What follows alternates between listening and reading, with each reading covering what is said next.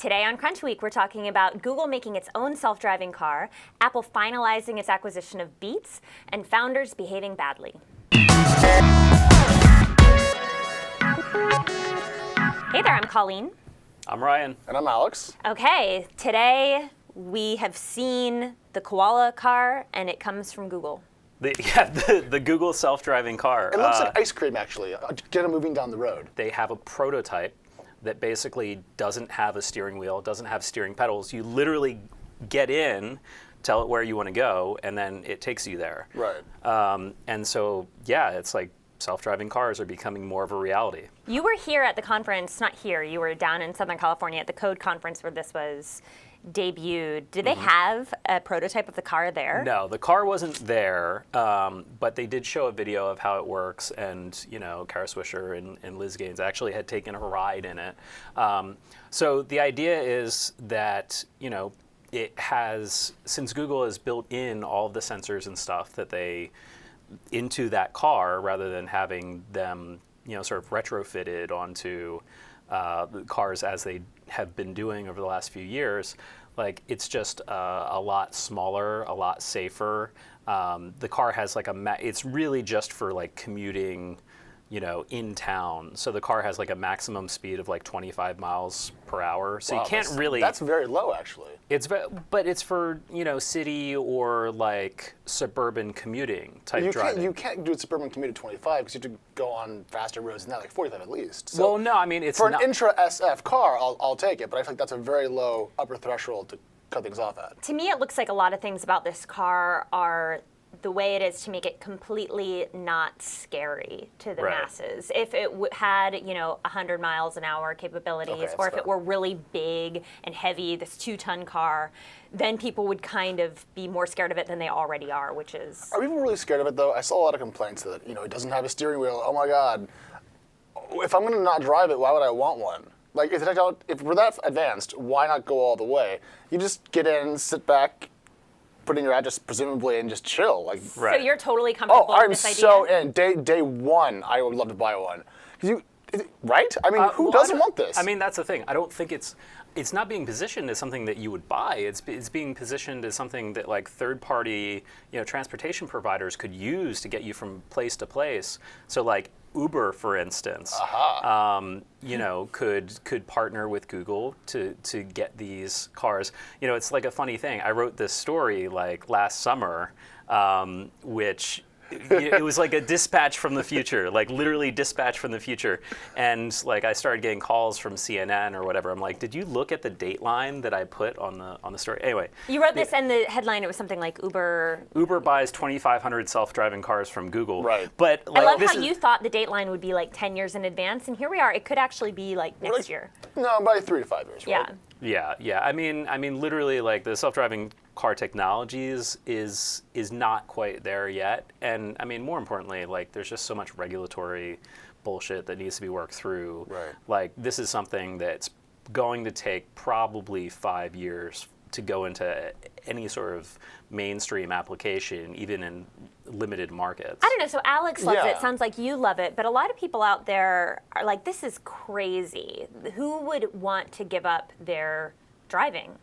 For a lot of people, it's a cultural thing. Their truck, their car, their means of transportation. It's a personal expression thing. I don't care. I want to get there and be left alone. So I suppose if you have your personality caught up in that part of your life, then yeah, I get that. But that's okay. I live in San Francisco. This would be an amazing technology for me once we build the infrastructure necessary to have them park properly and be accessible and so forth. But once that's done in, say, 5-7 years, it's going to be like Uber. Who needs a car? Yeah, it's going to be like Uber on steroids. It's like once you take, like that's something that Travis Kalanick, the CEO of Uber, said when they were talking about the driverless cars is, so much of the cost of these vehicles is just having another dude in it driving. Right. Like if you take the driver out of the equation, then you could offer this service below what it would cost to actually own a car. Yeah. And use it all the time. Oh, I save a lot of money per month taking UberX as opposed to having a car. Parking spots are $300 a month here, plus car payments, insurance, maintenance, parking. I mean, like, it's just cheaper to take UberX. I'm cool with that. If this makes it even cheaper, I'm even more cool with that. So. Yeah. I think Google would really like to see this to be a win, because the last time something like this came out that was so splashy and Sergey announced on stage, it was Google Glass, which the adoption hasn't been as enthusiastic. It hasn't gone as well. So in some ways, I think Google X really needs this to be a hit. Right. Didn't Frederick call that the Segway for your forehead or Yeah. something? Segue for your face. Yeah, gosh, that was such a great line. Such a great But, quote. so we'll see how that pans out. But also this week it's confirmed Apple has acquired Beats. We have the numbers, we have it all. It's a $3 billion deal, 2.6 in cash, 400 in equity. Jimmy Iovine and Dr. Dre are joining Apple, as well as the rest of the team. And you know, it's interesting because it's Apple's biggest acquisition to date. Also, there's no one cooler than Dr. Dre alive, and so I feel like if you were going to kind of bring the two coolest company, well, the coolest company and the coolest human together, I'm just so happy it worked out. Because there was some chatter after Dre accidentally broke the news himself that there was tension in the deal that it might not go through, and then when it actually was locked down, I was very happy to see that.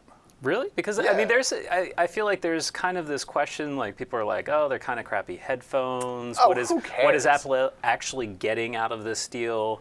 I mean, when you look at other big acquisitions that have happened recently, when you look at, you know, something like Nest, or you look at something like I don't know, Facebook's acquisition of Oculus, you know, you have like real cool forward-looking future technology stuff being bought up.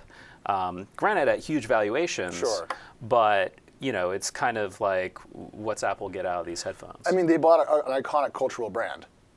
I mean, these headphones are incredibly popular among Very the popular. youths.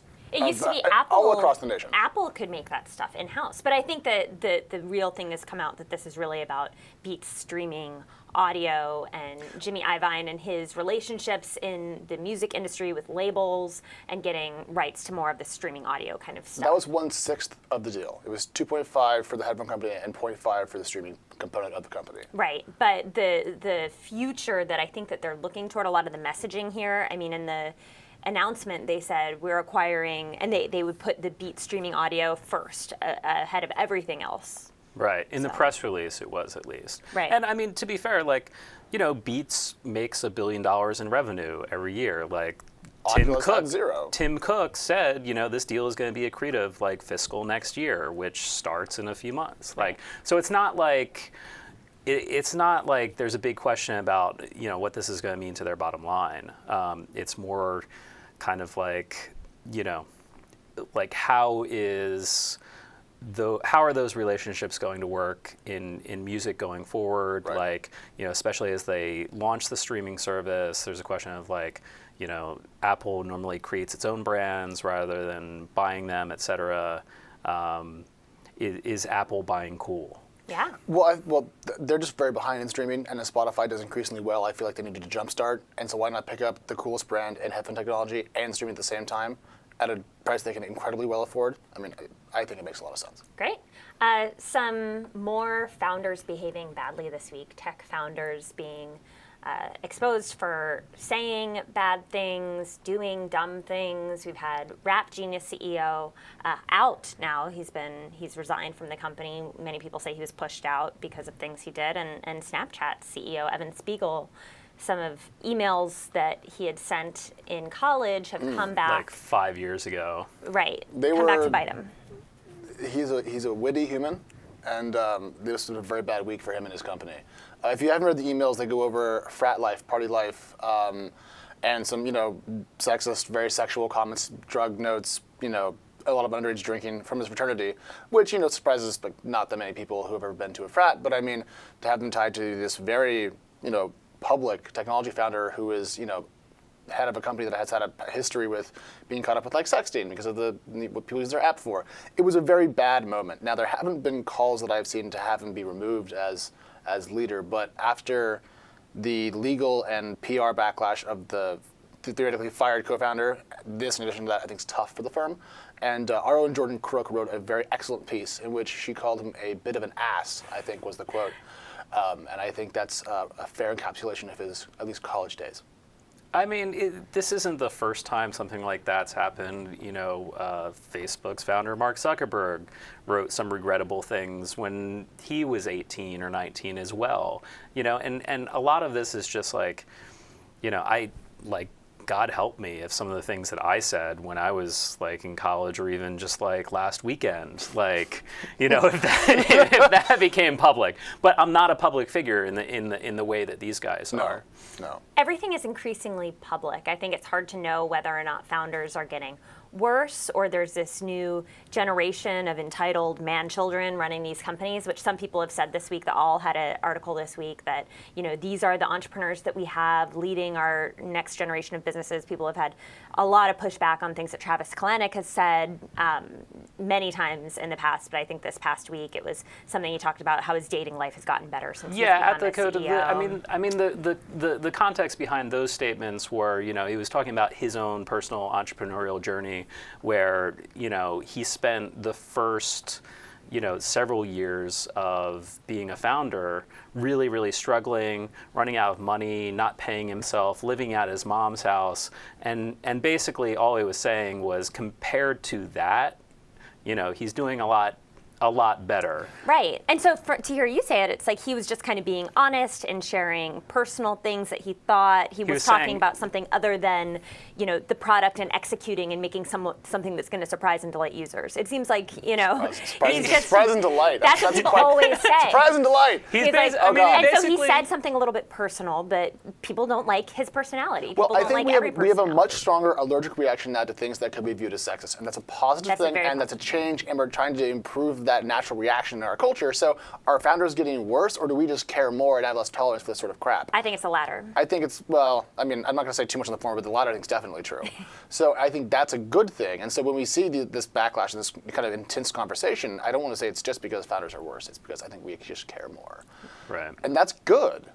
Right. Yeah. Progress. Yeah. We care more, and frankly, we're holding them to a higher standard. You know, I mean, you know, in previous generations, we would accept this as just the way that powerful people act. I don't know if we would accept it. It's just that we wouldn't know about it. I think that we wouldn't see it. You know, it wouldn't come out. People didn't even have email 50 years ago, so their interpersonal frat house jokes stayed in the frat house, and they were ephemeral, and they went away. They were ephemeral. Oh my God! Which is why Snapchat is. Which is why Evan Spiegel is the ideal user for Snapchat. He really is. No, Anthony Weiner is still the ultimate, in my view, Snapchat potential user. But that's a different story. Right. But yeah, so now there's just more awareness, and everyone just has to be careful of what they do and what they say, especially when they're CEOs and founders.